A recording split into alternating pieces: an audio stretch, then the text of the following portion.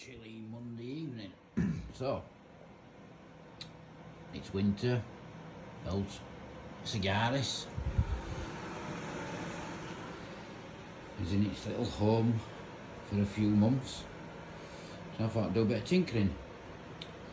The last few months I've reconditioned the steering rack, which was an absolute nightmare to do. Really, basically getting it out of the car, because basically you have all that to move, plus the wheels, and because the track rod arms were rusted in the ball joints, they had to be cut off just to remove the main body out of the car. And also you have to remove the valve block on top of the power steering rack. So if anyone needs any advice on doing that, please message me and I can go through the process with you. At the moment I'm deciding I'm doing my shims, which were done around 6-7 years ago.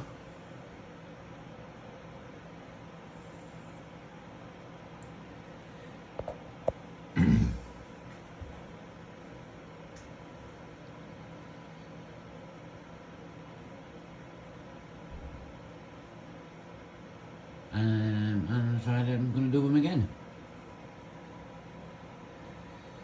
And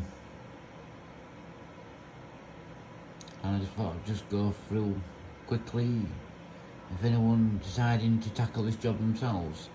I can't remember the exact mileage you're supposed to do these. It might be 6,000 or something, but I've done it twice. I've had the car for 17 years and so far I've only had one shim to replace. So obviously these are spark plug ports, which I've removed the spark plug. I've removed the spark plug cover, the leads are down there, and then the cam itself, the cam cover, which is silicone, as you can see, to the cylinder head. And the way I removed that was basically just get a smallish screwdriver, not an over large one with a sharp end. Just put it in there, give it a good tap with a lump hammer, and you can hear the silicone break away and the cam cover freeze off. Don't prise it too much at this end if it's still stuck at the far end, because obviously these studs go through and they will catch on cam cover. And also don't forget there's 6 O-rings here, stop oil going into spark plug housing, and they will be needed to be replaced when refitting the cam cover. So here you've got your cams, cylinder 1, 2, 3, 4, 5 and 6. These are your inlet valves, those are your exhaust valves, very simple, that's your inlet, and your exhaust down there, that's your outlet. The car's done 31,000 miles, been regular oil change with good quality oil, and I also used an oil additive which you can't buy now, which was made by, called AF64, Anti-Friction 64, which was made by Calamex, who make copper seal, and to be fair I've never had an issue with the engine. While the cam cover's off, you can also check the tightness of your chain. Now there is just a little bit of play in that because I've just tweaked it up a little bit.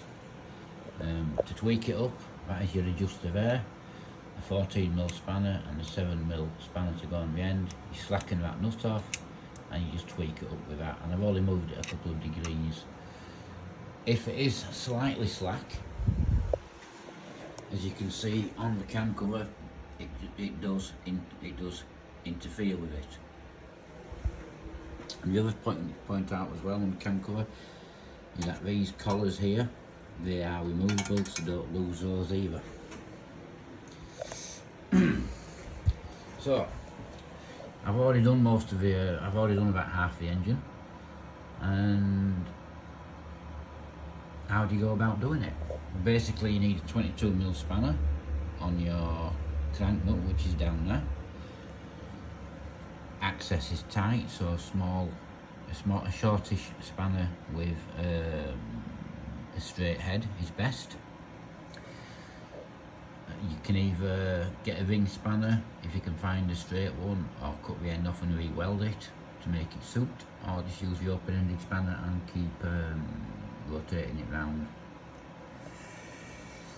So the inlets, the setting for those is between 5 and 7 thousandths of an inch, which is exceptionally minute. And how minute is that? Is a 5 thousandths feeler gauge. Very, very bendy. And it's a lot easier if you do get the angled ones. And that is a bit that you want to be using.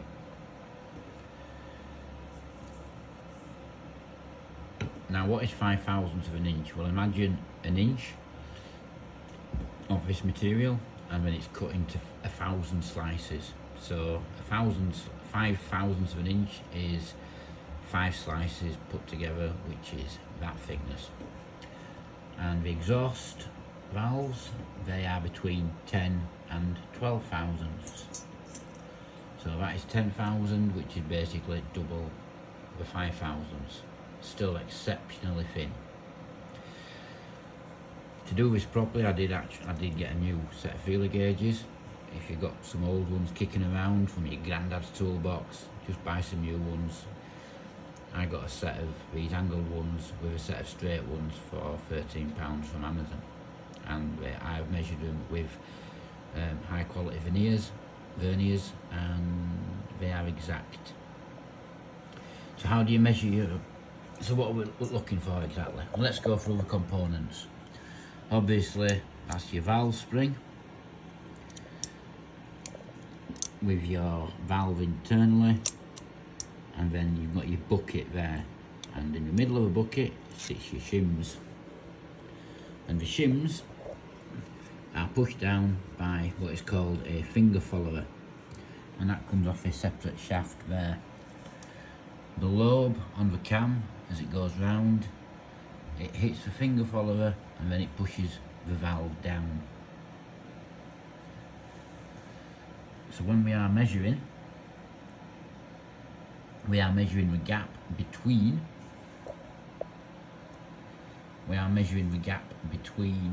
the shim, and incidentally they are 10mm wide shims,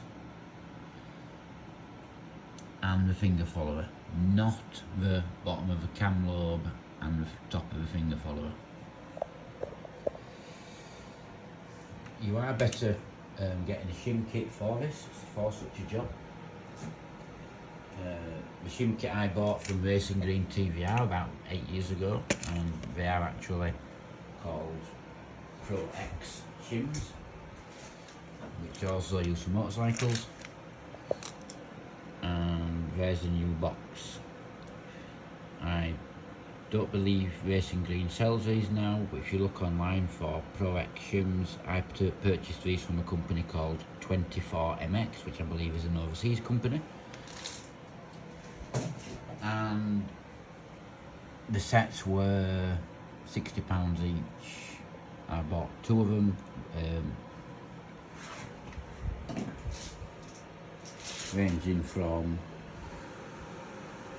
1.875 to 3.175, and then the intermediate set as well, which ranges from 1.85 to 3.2mm shims.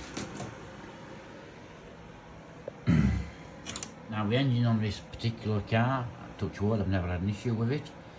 It has never lost 1 psi of oil pressure since I've had it. At over 2,000 RPMs, it's still well over 40 psi, and when it's cold it's between 48 and 52 psi. high revving when it's hot, it's around 46 to 48, which is very good PSI. And it's like anything, you don't abuse your engine, she'll look after you. So let's have a look at a shim.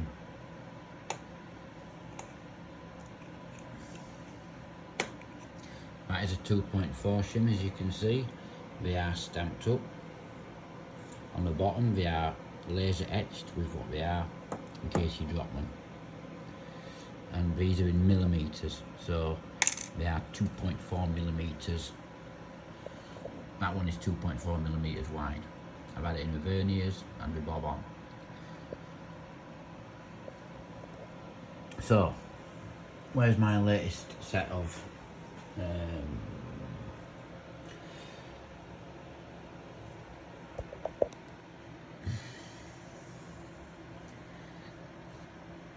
so where's my latest?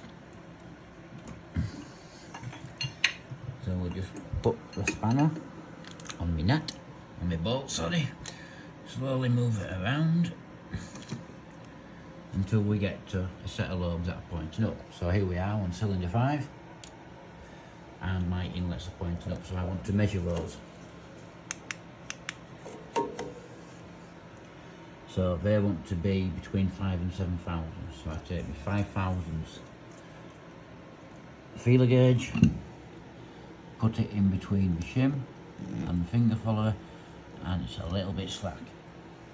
So then I will take the 0.6 one, same again. Will it go in? Just, and there's a nice little bit of drag there. And just to be on the safe side, we will take my 0.7. We will shove that in there, and it won't go. So that is at 0.6 of a thou, that is at 6 thousandths of an inch, or 0.152 millimeters. So that is well within tolerance. And obviously there's the other inlet valve at the other side, and we will check that. And that's the same again. Nice little bit of drag. I'll try it with the next one up, which is 0.7. And oh, she just fits. So that is just at the high end of the tolerance. I might change that one, just for a very slightly thicker shim. Now when you are doing these, if you don't have a set of shims, it's best to make a table. As you can, this is what I have photocopied from the Reg Rally manual, which I have, and as you can see, I'm writing down what thickness my shims are. And thus far the only one that I had to change, which was valve number 5 on the exhaust side, that was the gappage was very thin on that one, so I had to take out, and it was too thin to get the smallest feeler gauge in that I had. So I took the shim out, tried it, the valve didn't hit the finger follower, so I managed to put a shim in with a 0.5 millimeter difference, and now I have got a gap of 10 thousandths of an inch. So basically, if you haven't got the shims, go around each valve, write it down, and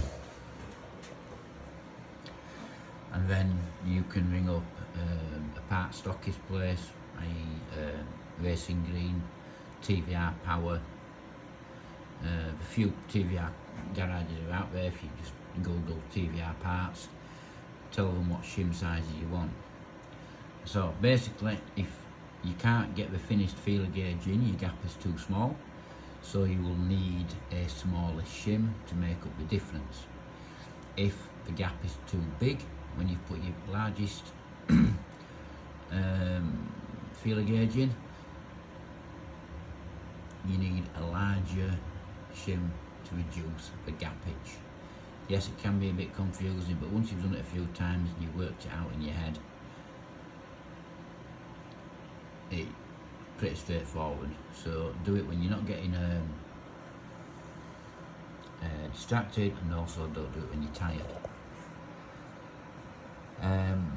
And the other thing is just to make sure that you don't drop obviously any bits and pieces into any where you might forget about it. Now the oil on the Speed 6, as it comes through your cams, pulls into this lower section here, and when it runs back down to the bottom of the engine through an orifice down there. When I've done this, I will be cleaning it with some brake fluid, very careful to get this whole silicone off. Clean it with some brake fluid, and then using an industrial wet vac, I'll be sucking out all the crap before I put it back together. And then when I've done that, I will be resetting up my throttle bodies,